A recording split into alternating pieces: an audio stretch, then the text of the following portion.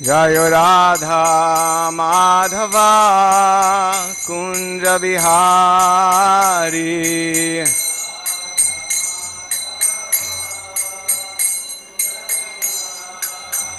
Jayo Radha Madhava Kunja Bihari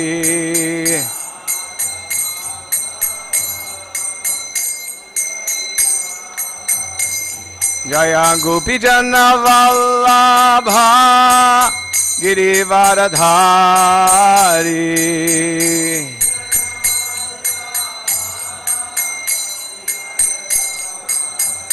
Jaya Gopijana Vallabha Girivaradhari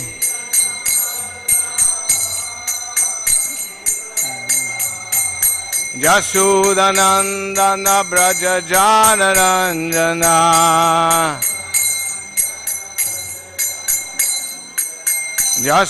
Yashodanandana Braja Janaranjana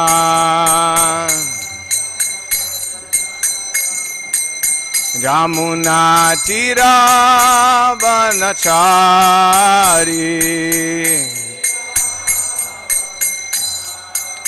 Jamuna Tira Vanachari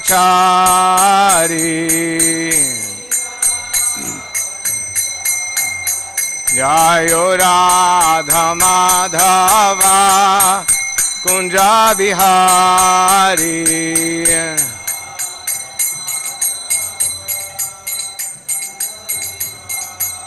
Jayo Radha Madhava Kunja Bihari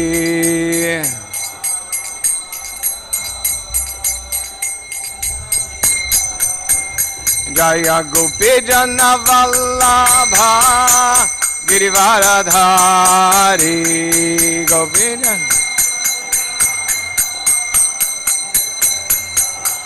Jaya Gopijana Vallabha Girivaradhari Jaya Gopijana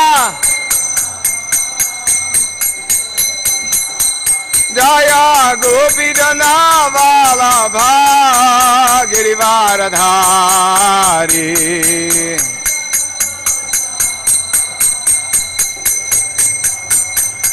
Yashodanandana Braja Janaranjana Yashodanandana Braja Janaranjana Jamuna Tira Vanachari Jamuna Tira Vanachari Jayo Radha Madhava Kunja Bihari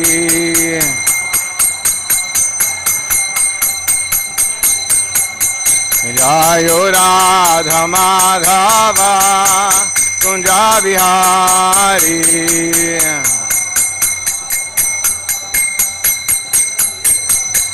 Jaya Gopijana Vallabha Girivaradhari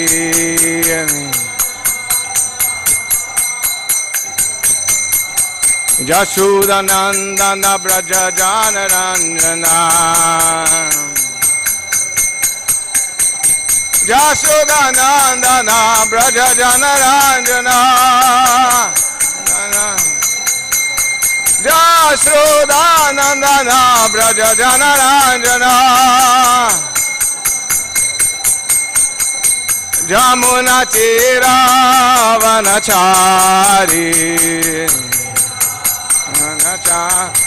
Jamuna Tira Vanachari Jayo Radha Madhava Kunja Bihari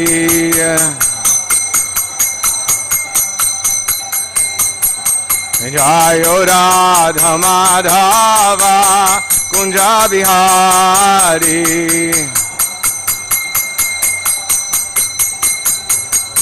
Jayo Radha Madhava Kunja Bihari.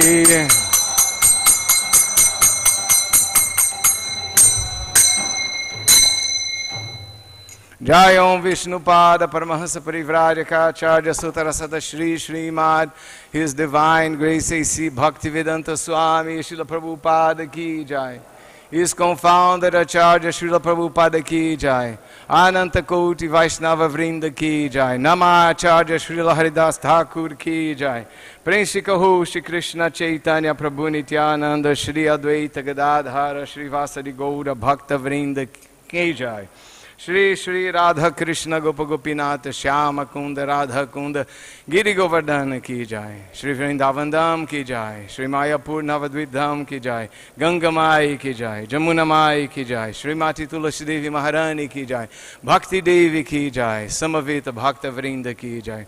All glories to the assembled devotees. All glories to the assembled devotees. All glories to the assembled devotees. All glories to Shri Shri Guru and Shri Gauranga. Om Namo Bhagavate Vasudevaya. Om Namo Bhagavate Vasudevaya. Om Namo Bhagavate Vasudevaya.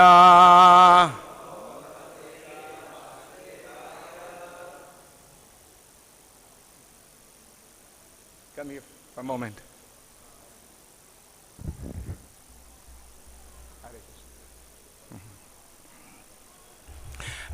Thank you for inviting me to give class. My name is Lilananda Das. Thank you, Dharmatma Prabhu, for the opportunity.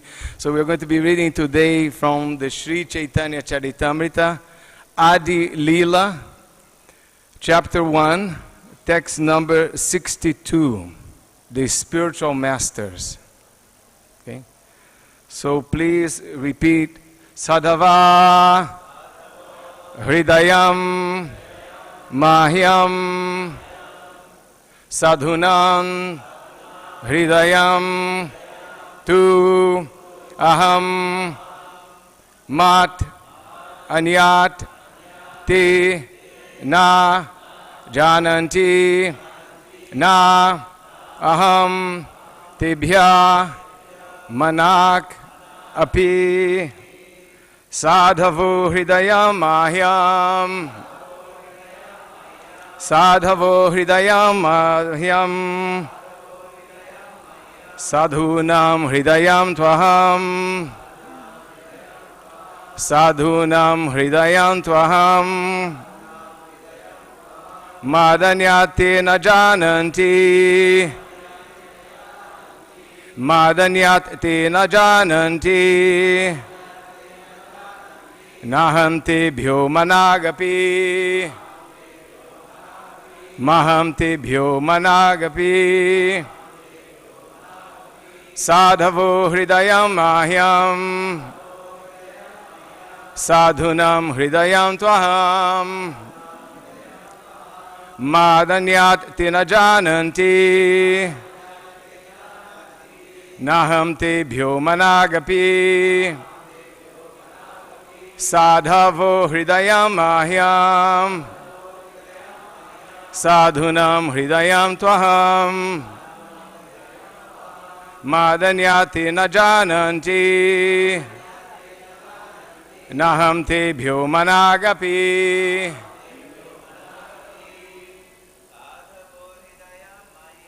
sādhavo hṛdayam mahyam, sādhūnām hṛdayam aham, mad-anyat na jānanti, nāhaṁ tebhyo manāg sādhavo hṛdayam mahyam, sādhūnām hṛdayam aham, mad-anyat na jānanti, nāhaṁ tebhyo manāg sādhavo hṛdayam mahyam, sādhūnām hṛdayam mad-anyat na jānanti nāhaṁ tebhyo manāg. Matajis? Sādhavo hṛdayam mahyam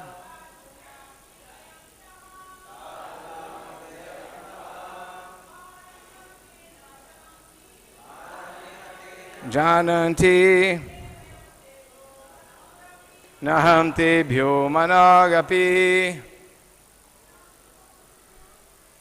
Sādhavo hṛdayam mahyam sādhūnām hṛdayam aham mad-anyat na jānanti tebhyo manāg. Sādhavo hṛdayam mahyam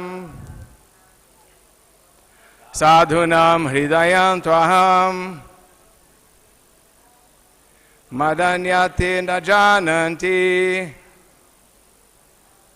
nāhaṁ tebhyo manāg.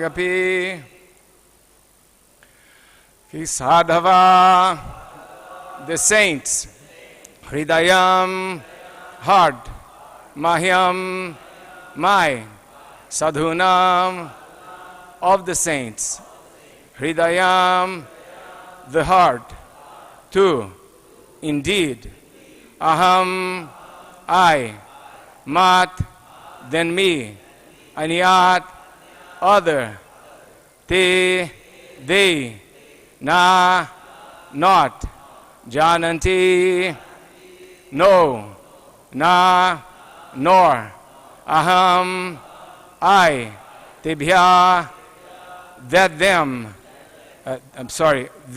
them, manāk, slightly, api, even. Please repeat. Saints are my heart, and only I am their heart. They do not know anyone but me, and therefore I do not recognize anyone besides them as mine. Saints are my heart, and only I am their hearts. They do not know anyone but me, and therefore I do not recognize anyone besides them as mine. So Krishna is talking here about you, all the saints, devotees of Krishna. Purport by His Divine Grace, Srila Prabhupada Ki Jai. This verse appears in Śrīmad-Bhāgavatam 9.468 in connection with a misunderstanding between Durvāsā Muni and Mahārāja Ambarīṣa. As a result of this misunderstanding, Durvāsā Muni tried to kill the king. When the Sudarśana chakra, the celebrated weapon of Godhead, appeared on the scene for the devoted king's protection. When the Sudarśana chakra attacked Durvāsā Muni, he fled in fear of the weapon and sought shelter from all the great demigods in heaven. Not one of them was able to protect him, and therefore Durvāsā Muni prayed to Lord Viṣṇu for forgiveness. Lord Viṣṇu advised him, however, that if he wanted forgiveness, he had to get it from Mahārāja Ambarīṣa, not from him. In this context, Lord Viṣṇu spoke this verse. The Lord, being full and free from problems, can wholeheartedly care for His devotees. His concern is how to elevate and protect all those who have taken shelter at His feet. The same responsibility is also entrusted to the spiritual master. The bona fide spiritual master's concern is how the devotees who have surrendered to him as a representative of the Lord may make progress in devotional service. The Supreme Personality of Godhead is always mindful of the devotees who fully engage in cultivating knowledge of Him, having taken shelter at His lotus feet. Sādhavo hṛdayam mahyam, sādhūnām hṛdayam aham, mad-anyat na jānanti nāhaṁ tebhyo manāg. Saints are my heart, and only I am their hearts. They do not know anyone but me, and therefore I do not recognize anyone besides them as mine. Namo Viṣṇu Padaya Krishna Prestaya Bhutale Śrīmate Bhaktivedanta Swami Nityanamine Namaste Sarasvati Devi Gauravani Pracharine Nirvisesha Shunyavadi Paschachadishatarine Jaya Shri Krishna Chaitanya Prabhu Nityananda Shri Advaita Gadadhara Shri Vasadi Gaura Bhakta Vrinda Hare Krishna Krishna Krishna Hare Hare Hare Rama Rama Rama Hare Hare. Srila Prabhupada ki Jai. So this verse actually is in relation to Ambarish Maharaj. It's important to understand who Ambarish Maharaj is. So I'm going to read a verse from the Bhagavatam that speaks about Ambarish Maharaj. We are fortunate enough to have also an Ambarish Maharaj in our movement, ISKCON. And he is the one that took up the challenge to build the biggest temple in the world, which is not something simple or easy to do. And I'm sure he is going through a lot of anxiety. He told me personally, I'm afraid because my money comes from the Ford company. He is a heir from the Ford company. I'm afraid if the company doesn't do well at some time, I don't get money. How am I going to finish the temple? He has anxiety serving Krishna. So this is from Bhagavatam 9:4-18. Mahārāja Ambarīṣa, the verse that starts with Savai manāk Krishna padara vindayor vachansi vaikunta gunarnu varnane. Prabhupada many times quotes this verse. Mahārāja Ambarīṣa always engaged his mind in meditating upon the lotus feet of Krishna, his words in describing the glories of the Lord, his hands in cleansing the Lord's temple, and his ears in hearing the words spoken by Krishna or about Krishna. He engaged his eyes in seeing the deity of Krishna, Krishna's temples, and Krishna's places like Mathura and Vrindavana. He engaged his senses of touch in touching the bodies of the Lord's devotees. He engaged his senses of smell in smelling the fragrance of tulasi offered to the Lord. And he engaged his tongue in tasting the Lord's prasadam. He engaged his legs in walking to the holy places and temples of the Lord, his head in bowing down before the Lord, and all his desires in serving the Lord 24 hours a day. Indeed, Mahārāja Ambarīṣa never desired anything for his own sense gratification. He engaged all his senses in devotional service in various engagements related to the Lord. This is the way to increase attachment for the Lord and be completely free from all material desires. So now we know who Ambarish Maharaj is. So he is not just anybody. He's a very dedicated devotee of Krishna that only wanted to serve Krishna. One time Prabhupada was in Hawaii, and late at night he told his servant, call Guru Kripa. So Guru Kripa was sleeping. Guru Kripa was the main donor to build this temple. There is a plaque there with his name, which Prabhupada requested the devotees to put that there. So Guru Kripa came, and Prabhupada said, what are you doing? Prabhupada, I was sleeping. It's late at night. Why are you sleeping? Oh, Prabhupada, my men and I are working 14, 16 hours a day. We are tired. Why only 14, 16 hours a day? Why not 24 hours a day? Oh, Prabhupada, we are not pure devotees like you. Why you are not a pure devotee? And by now, Guru Kripa is about to cry. Now he said, oh, Prabhupada, okay, get the Krishna book from the shelf. So he brought the Krishna book. Prabhupada read a story of Krishna for him. He said, okay, you can go back to sleep. And Guru Kripa said, well, Prabhupada treated me like a child.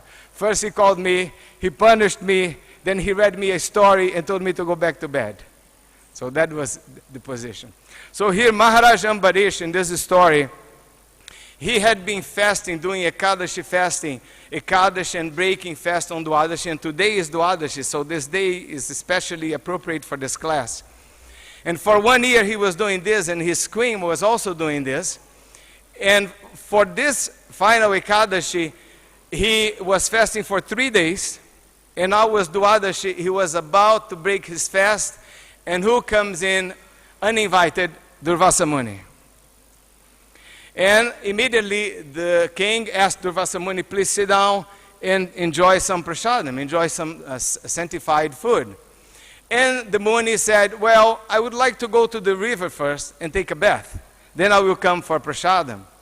However, while the king, the Durvāsā Muni, the Muni went to the river, the king was watching the clock, and it's time to break fast. And the time will pass, and I will not break fast. I will not take the benefit of this vow. What should I do?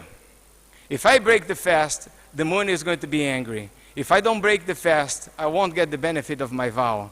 So he consulted with the Brahmanas. So lesson number 1, it's important to consult with wise people, not just with anybody. Even Prabhupada, he used to consult. There's so many stories when Prabhupada personally would ask his disciples, should I do this? Should I do that? What do you think of doing this? And sometimes the disciples would change Prabhupada's mind. One time Prabhupada was sending a letter to all the temple presidents. The letter was ready to go out. Tamal Krishna came in, he read the letter, he went to Prabhupada and told Prabhupada, Prabhupada, this is not going to work. This letter is not going to work, Prabhupada.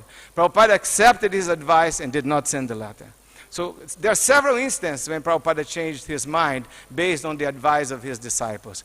However, the sages, the Brahmanas, they weren't sure. Prabhupada explains in the Purport, they were not sure what to do. But the king, because he was a Vaishnava and highly intelligent, so he decided to do the following. Water, drinking water, can be considered as breaking fast, and can also be considered as not breaking fast. So he decided to drink just a little bit of water. Then after a few minutes, Durvāsā Muni comes. And Durvāsā Muni was all powerful and had mystic powers. Immediately, without asking the king, he realized that the king had broken his fast. And Durvāsā Muni became very angry and told the king, you think that you are God, that you can do anything, that you can insult a guest and eat before the guest. Obviously, Durvāsā Muni had some anger problem.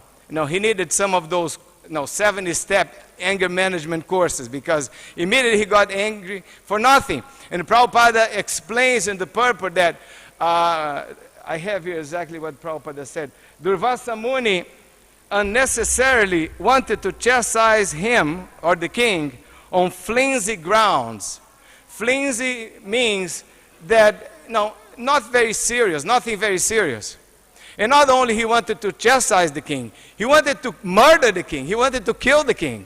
It's like, suppose Dharmatma Prabhu comes here, I'm senior to him in years, and he comes here, and in the middle of so many people, he steps on my foot. That's just an accident. And immediately, I create a situation that he's going to be killed, he's going to be murdered. That's completely unfair, completely uncalled for.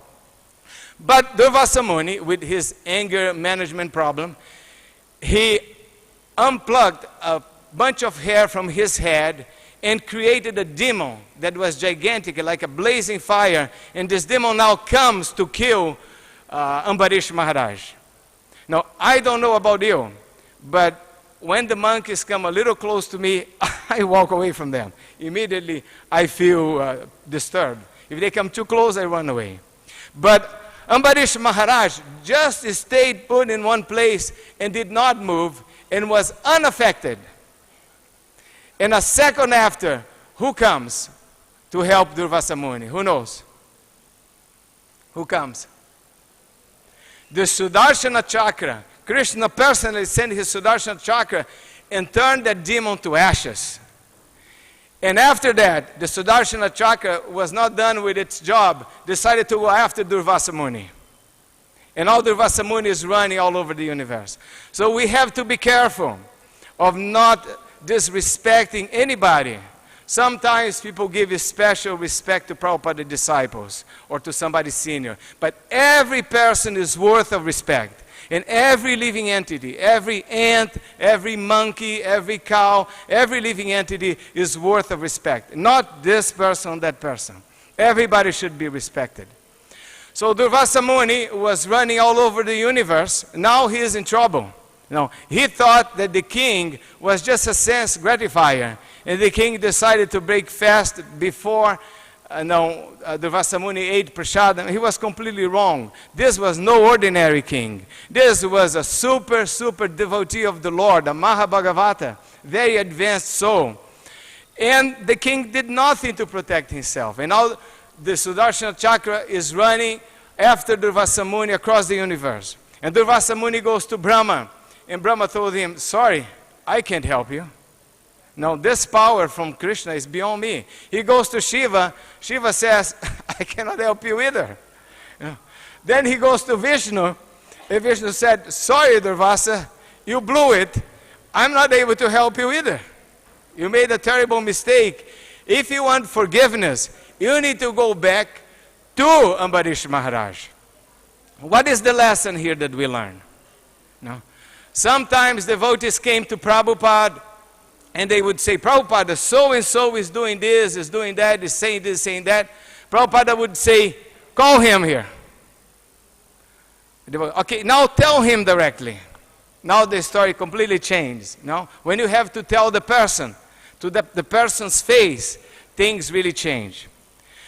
Now Durvāsā Muni had to go to Ambarish Maharaj and face him and ask for forgiveness. And of course, he had to do so. And Ambarish Maharaj was actually ashamed of having to have seen the Muni in that condition. And he felt, no, there's no need for that. And the Muni trying to touch his feet, asking for forgiveness. There's no need for that. And immediately glorified the Muni, glorified the devotees, and forgave the Muni. But there's so many lessons to learn from here. Number one is that Ambarish Maharaj, as a Vaishnava, faced this major challenge. And devotees, those who preach, they face many challenges in this movement. If you are a preacher, you have to take risk. You have to take challenges. And naturally, that is not easy. Take Prabhupada's example. So many challenges Prabhupada had. See, his life was not always easy. It was difficult. But he was always humble. He never let that power come to his head. Once Prabhupada was at the Bhaktivedanta Manor and 3 priests came to see him. He was sitting on the grass and these priests came, and when they came, immediately he stood up and greeted each one of them, and one of them said, so you are the worldwide master of the Hare Krishna movement. And Prabhupada, looking at the grass, said, no, I am the worldwide servant of the Hare Krishna movement. He always saw himself as servant. He didn't let the power go up to his head, thinking that I'm so important. Like Durvāsā Muni thought he was so important that he could try to kill Ambarish Maharaj for no reason. And Prabhupada had so many challenges, and we as preachers, we are going to have many challenges. One time in a class, one devotee said, but Prabhupada, it's so difficult to preach to people. No, they resist. And Prabhupada said, if they did not resist, we would not need preachers. That's why we need preachers, because they resist. And we have to go and convince them. And convincing the Indians is easy. Like Devamrita Swami said in a class, it's like going for the low-hanging fruits, the easier ones. Convincing the Westerners is more difficult, requires more challenge, requires more expertise, requires you to have so much knowledge of so many things. They will come up with so many questions. But it's still the movement is developing. So Prabhupada, to understand his greatness, I'm going to quote an example here. Atma Tattva Prabhu, Prabhupada's disciple, and you know him. I think everybody knows him. He was traveling with the bullock cart and Lokanath Swami many years ago, and they stopped at a place called, if I'm not mistaken, Firozabad, which is near Agra in UP. And in this place, there was a Bengali man that had deities of Gauranitai. And this Bengali man had a priest who came to attend his deities on a regular basis. And this priest was from the Ramanandi line. Although he was not from our line, he was from the Ramanandi, there is some similarity, and he was worshipping Gauranitai. And the devotees went there, and they met the priest, and the priest said, when your master is in India, I would like so much to meet with him. Okay, some time passed, and Prabhupada came back to India, and Prabhupada went to the Kumbh Mela. And Prabhupada was at the Kumbh Mela, and one day, on Ekadashi day, like it was yesterday, Prabhupada told the devotees, on Ekadashi day, lotus seeds fried in ghee are excellent for Ekadashi. 2 minutes after Prabhupada said that, a Brahmana from the Ramanandi line with the Ramanandi tilak, he comes in, he has a little bag hanging on his shoulder. He comes, he puts on the table in front of Prabhupada, he opens, and what is inside that? Lotus seeds fried in ghee. And Prabhupada said, oh, just see, lotus seeds fried in ghee. And this Brahmana had also a plate, a type of bowl, he put under Prabhupada's feet, and Prabhupada adjusted his feet. And Prabhupada asked the Brahmana, have you been to the Sangha? Have you taken his bath? And the Brahmana said, no, I came here for the Sangha. This is the Sangha that I want, your lotus feet. And I brought water from the Ganges because I heard you are a little bit ill and you cannot go to the Ganges to take your bath. So I decided to bring the Ganges here so the Ganges becomes purified by touching your feet. Because usually we think now we go to the holy place for purification. But the purification in the holy place is when we associate with the sadhus in the holy place. That's where the purification comes from. If we go just to do tourism in the holy places, it's explained in the Bhagavatam, Saeva Gokara. That's the mentality of cows and asses. The advanced people, they go searching for the saints where they can hear from them. So this gentleman washed Prabhupada's feet. And he had a little boy with him, 9, 10 years old. And Prabhupada told him, you give me your son, and I will make him an acharya. And the Brahmana said, of course, Prabhupada, whatever I have is yours. Whatever I have is yours, you can take it. So give me your son, I will make him an acharya. Oh, but Swamiji, no, my son, he still needs to learn Sanskrit, he needs to learn grammar. No, I will take care of that. That's not important. Just give him to me, I will make him an acharya. Oh, Swamiji, no, but no, he still has to do so many things. Prabhupada tried 3 times when he saw that the man was really not going to give his son. Prabhupada said, okay, that's fine. But the story does not end here. Years later, Prabhupada had already left the planet. Atma Tattva heard that a great acharya arose in the Ramanandi line, and he was able, after many years of conflict between them, he was able to unite all of them under his leadership. So he went to the Kumbh Mela, he heard this acharya was there, and he brought with him several Gurukuli boys. So he said, let's go and see this acharya because he did something for his line, and perhaps one day one of you will be an acharya and help our line as well. So they came to the place where this sadhu was, and there were several saints around him. There were 2, 3 times his age. He was not an old man, he was a young man, and they were sitting at his feet. When they saw all these Western boys coming up, they opened up space. The boys came to him, and one of them sang the Sannyasi Sukta, offering obeisances to the Sannyasi. And immediately after that, this acharya, he composed a verse in Sanskrit glorifying Prabhupada.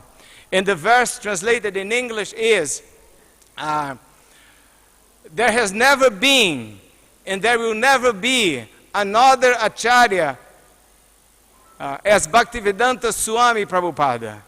And when I say this, I'm not committing an offense to my preceptor, the founder of my line, Ramananda. Because Ramananda had predicted that in the future, a great acharya would come and distribute the knowledge of Sanatana Dharma all over the world. And then, while this acharya was saying this verse, Atma Tattva was looking at him and said, I know him. This is that boy that the father came to see Prabhupada, and Prabhupada wanted to make him an acharya. And the father did not want to give him to Prabhupada. And now he became an acharya here of the Ramanandi Sampradaya. So, and the verse is so appropriated. There has never been an acharya like this. And there will never be. Because the acharya that took this movement to the West, it's already done. There's no other one that will take it again, because it's already taken. The job has already been done. So that is the greatness of Prabhupada. But Prabhupada had to go through a lot of anxiety to do this. This wasn't an easy job. In another situation, Prabhupada was in the United States, and he was visiting different temples. He stopped at Detroit, and with the help of Ambarish, the same Ambarish, and Leka Shavanti, they donated to buy a huge mansion for Prabhupada to make a temple. It's a long story, but I'm going to tell you another story now. And then after that, Prabhupada went to Toronto in Canada. And before that, he had met with Vishwakarma in the US. And Vishwakarma was the president of the Toronto temple, but was visiting the US. And Vishwakarma told him, Prabhupada, no, we found a property, and we want to buy. It's a large church in a prime location. The priests decided to move to a different place. And now when you come to Toronto, I would like you to see that church. But it's a little expensive, Prabhupada. It's about $500,000. No, they had never spent that much money. And Prabhupada said, yeah, why buy anxiety? You know, why buy anxiety? And then the only thing you think is how to collect money to pay. Why buy anxiety? And Vishwakarma, yes, Prabhupada, why buy anxiety? But how big is the temple room? Oh, Prabhupada, it's a very large temple room. And the ceiling is 40 feet, is about 13.5 meters high. And there's a place for brahmacharis? Yes. But why buy anxiety? Yes, Prabhupada, yeah, why buy anxiety? But what about the kitchen? Well, there is a large kitchen, Prabhupada. And there is ashram for the Matajis? Yes. But why buy anxiety? Yes, Prabhupada, why buy anxiety? No. But there is a place for cars? Yes. Okay. Then Vishwakarma goes back to Toronto. After some time, Prabhupada arrives in Toronto. And late at night, Prabhupada calls him. Vishwakarma receives a call from Prabhupada's secretary. Prabhupada wants to see you now. And he wants to see the plans of that church. So, okay. So he goes to see Prabhupada. He brings the plans. He said, do you have the plans? Yes. The plans are here, Prabhupada. No, it's called blueprint. For those who are architects and engineers, they know. Blueprint. And here's the temple room, Prabhupada. And here is the ashram for the Prabhus, the Matajis, the kitchen, everything. And Vishwakarma said, but Prabhupada, you know, it's $500,000. No, Prabhupada, why buy anxiety? And Prabhupada, we must buy anxiety for Krishna. For Krishna, we must accept anxiety. So it is like this. Any preacher needs to accept anxiety to push on the Hare Krishna movement. We don't just sit down and sit and chant for our own benefit. We need to accept some anxiety. And Prabhupada accepted so much anxiety, traveling all over the world, changing times constantly. And his disciples also. Some of them received death threats. There was a situation, many examples like this, many examples. This was with Hṛdayaṁ Mahārāja. He was preaching somewhere in Latin America. I heard this story. I said, I couldn't believe this is not true. Then one day I asked him personally. And they were doing hṛdayaṁ on the street. And then there were two drunkards. And these drunkards were pushing the devotees, were saying bad names. And Hṛdayaṁ Mahārāja told them, please stop. We're just doing our mission. Please stop. They did not stop. Second time, he told them, please stop. Let us just do our mission. They did not stop. The third time, he said, if you don't stop, something really bad is going to happen to you. Lord Nrsimhadeva is going to punish you. They did not stop. One of them fell. His head hit the curb, and he died right there. But so many issues like this. Others are put in jail for nothing. And some others died in jail. Children died in jail. So much sacrifice to develop this movement, to push on this movement. So we need to be willing to accept anxiety to serve the Lord, to serve the spiritual master. And in the case of Ambarish Maharaja, going back to Ambarish Maharaja, he was unaffected when this demon came down to kill him. And there is a verse on the Śrīmad-Bhāgavatam when Parvati is asking Lord Shiva about the symptoms of the Vaishnavas. And on the purport, on the very first line, Prabhupada says that apparently Parvati was curious to understand why the devotees are so exalted, why devotees of Krishna are so exalted. And Lord Shiva said, Narayana parak sarve nakutascha vidyate swarga pavarga narakesha pitulyartha darshanaha. Narayana parak sarve. The devotees of Lord Narayana, nakutascha vidyate, they don't get affected by anything, like the name Abhay Charam. Fearless, not affected by anything. No, when Prabhupada was in New York, somebody once asked him, oh, are you intimidated by New York, intimidated by the big city? Prabhupada said, no, I am a Kolkata boy. Whoever has been to Kolkata, you understand that. He said, I'm not intimidated by New York. He wasn't intimidated by anything. He was completely fearless. So Lord Shiva is saying, they are, Narayana parak sarvina kutascha vidyate swarga pavarga narakesha. Swarga, if they are in heaven, apavarga, this earthly planets, narakesha in hell, apitulyartha darshanaha, they see with the same vision. They just want to serve Krishna. If there is an opportunity to serve Krishna, send me to hell. Like when Prabhupada was in Mumbai once preaching, one Indian man at the time of questions, one Indian man said, why are you preaching here? We all know about Krishna. Sometimes all the Indians, they think, we all know about Krishna. In Bhagavad Gita, Krishna says this.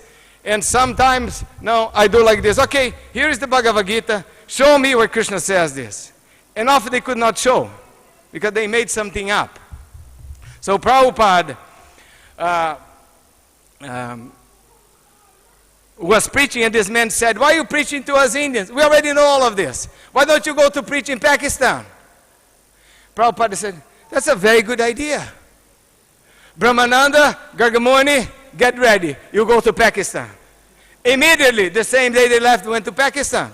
And when they arrived in Pakistan, there was a war going on in Pakistan. There was a war. They could not take a taxi or bus from the airport to the city. They had to go walking. And some Muslims would spit on them. They were wearing dhoti. Would be spitting on them. And then, after a few days, Prabhupada read in the newspaper that 2 Americans were killed in Pakistan. And Prabhupada was heartbroken. He said, that is Gargamuni and Brahmananda. They got killed. But it was not. And then suddenly Prabhupada gets a call from Brahmananda. Said, Prabhupada, we are trying to preach here, but it is very difficult, Prabhupada.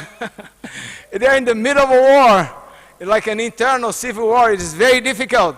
And Prabhupada, I heard that 2 Americans got killed. I thought it was you. So please, immediately come back. And they came back, and Prabhupada gave a big hug in Brahmananda. He said, I thought you were dead. Give a big hug in him, with like a fatherly feeling. So, but they were willing to go. They were willing to do.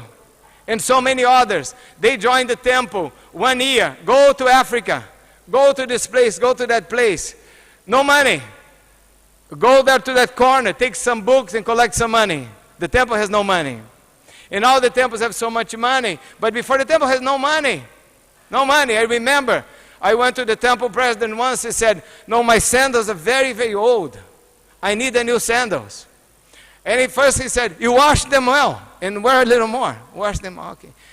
But it's now it's too old. I need the new sandals. Okay, you go to the corner there, you sell a few books, and then you buy a new sandal. But this is the limit. Don't spend more money than this. Money was very tight. We barely could pay the phone bill. Now the temples are much more prosperous by the mercy of Srila Prabhupada.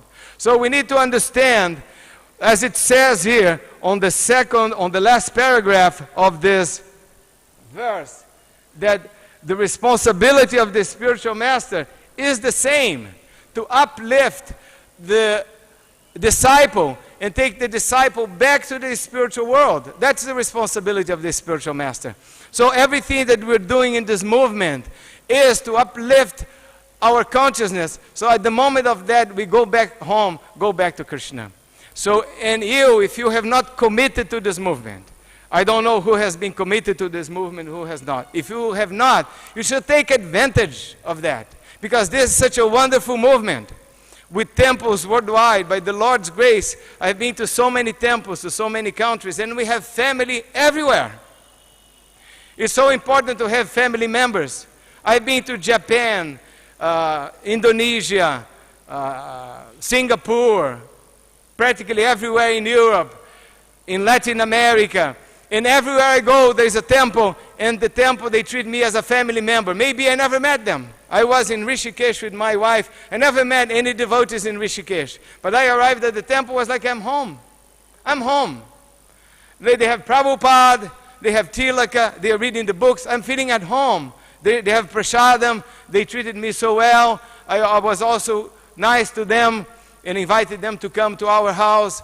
So this is a wonderful movement. You cannot find better friends. So if you have not committed, you should commit, one way or another. If you can join the temple and live in the temple, very good. It's important to spend some time at least for training. And if not, stay at your home, visit regularly. Today there are so many facilities. You can listen to class on the internet, but make a commitment. Make a commitment and help us expand this mission. Because if we don't have a mission, our life is purposeless. There's no purpose. A life without a mission is a life without purpose. So this is a mission, a worldwide mission to improve the consciousness of the world and to help everyone to become happy. We don't want some people to be happy and other people to be unhappy. We want everyone to be happy. We're not like envious people that I want to be happy, but I care less if you suffer. No, poor Tulasi. I'm talking to Tulasi all the time, forgive me. Everyone should be happy. Everyone. And if they come to Krishna consciousness, they will be happy. This is the movement for happiness, for chanting, for dancing, for prasadam, and for hard work, and a lot of anxiety for serving Krishna. But this anxiety comes with a lot of pleasure, because we are doing this not for our own sense gratification. We are doing to serve the Lord, to expand the mission of the pure devotee of Krishna. Thank you very much. Hare Krishna. If you have any questions, any comment, I will be happy to answer.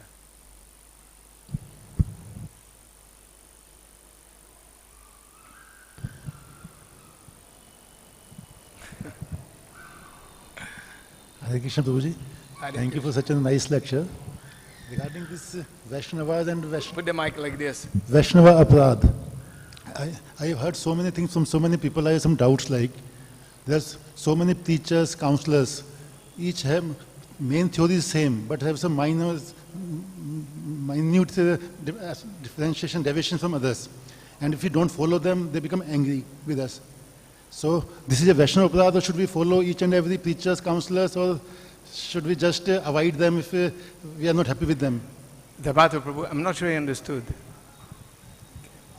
I'm having some difficulty understanding. Hare Krishna Prabhuji.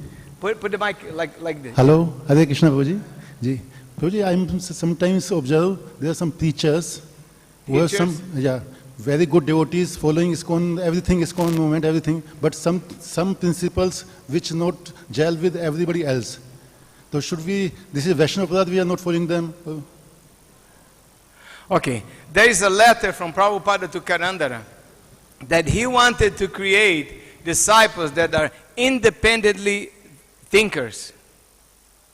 That are not just, we are not just people that follow without reason. Prabhupada wanted us to use our intelligence to think.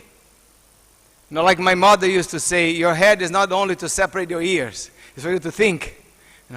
So we should think. We should read the books.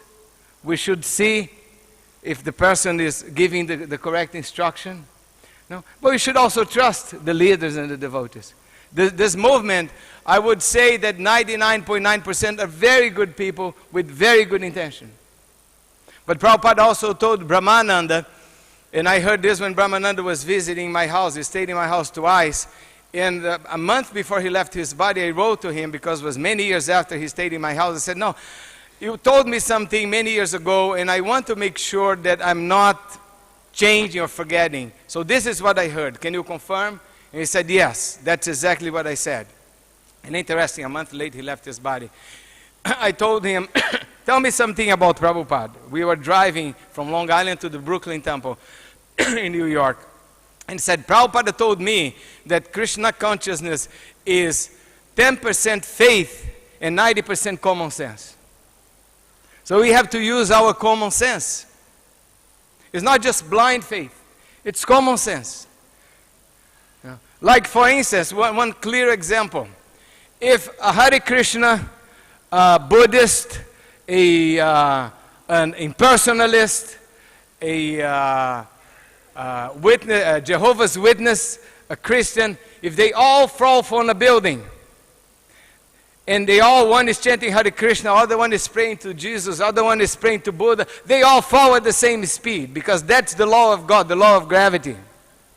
Okay? And if you are driving, and you are listening to Kirtan, but you are not driving safely, and you make the wrong turn, you can get into an accident. That's the law of nature. That's common sense.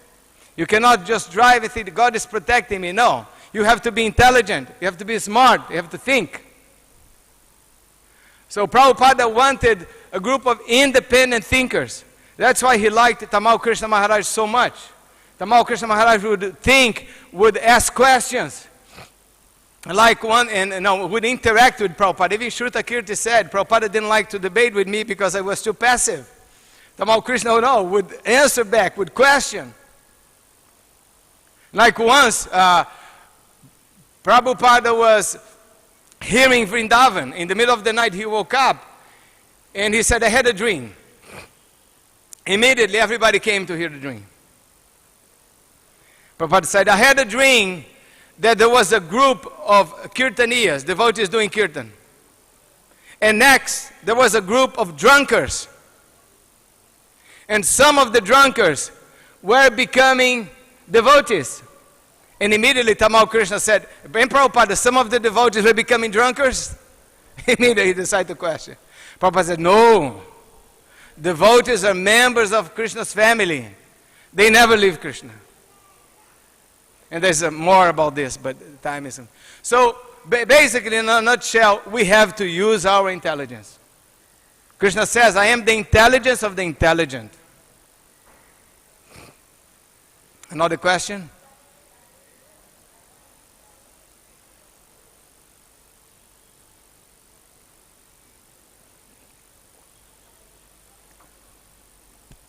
Thank you, then. Thank you very much. All glories to Srila Prabhupada. Hare Krishna.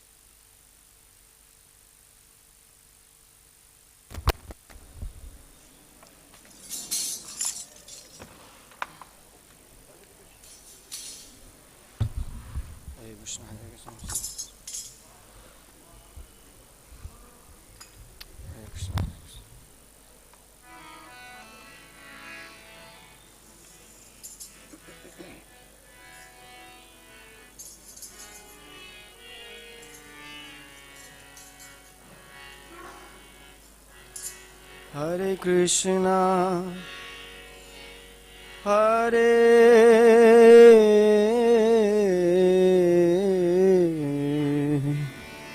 Krishna,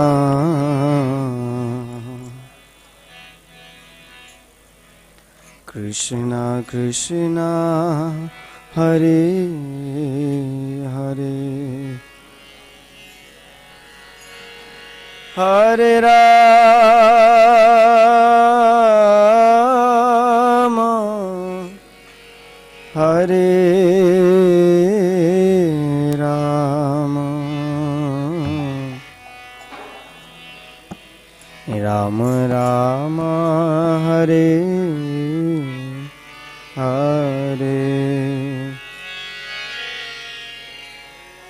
Hare Krishna, Hare Krishna,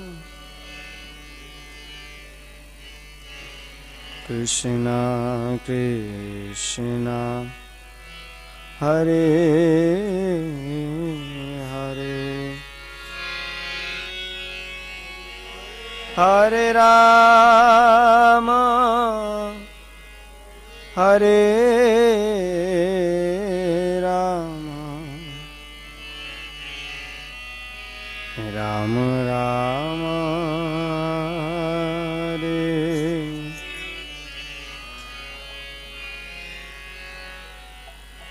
Hare Krishna, Hare Krishna,